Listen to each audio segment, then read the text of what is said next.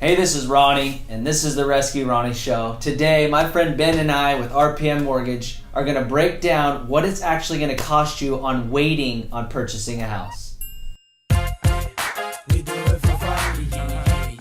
All right, Ben.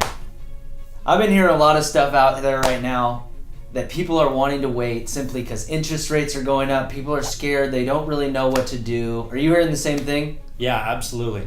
All right, Absolutely. so let's break down.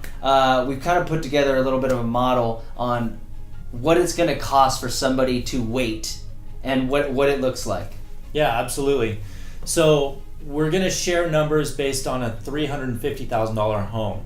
Which is a pretty typical price for like Sac County and in our area here in Sacramento. Yep, exactly.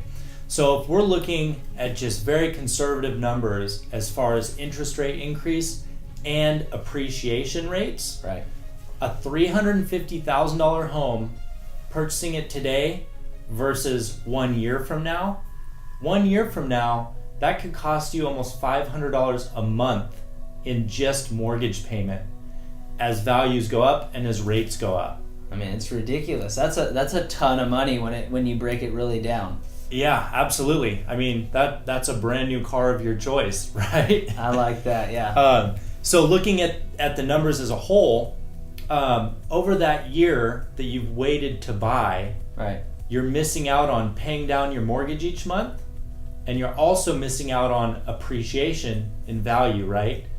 So as a round number, you're losing about $28,000 over that 1 year period in equity you could be building by paying your mortgage down and the appreciation of that home. That's 1 year. That's huge, huge. All right, so say you're a renter. How does that factor in? I know that's going to be an extra cost as well. Yeah, absolutely. So talking about the $28,000 loss just for waiting to buy a house, if you're paying $1,800 to $2,200 a month in rent, Yeah. over the next 12 months, that's another $20,000 to $25,000 that you're missing out on by continuing to pay rent and not buying.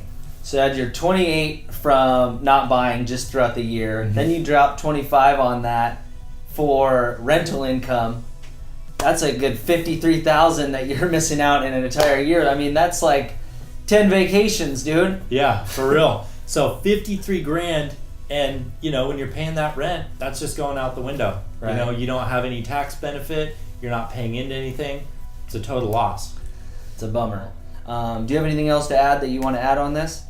Well, I mean, when I hear people talk about that conversation of should I wait, I'm obviously a fan of buying. If we look at values historically, I mean, things are going up.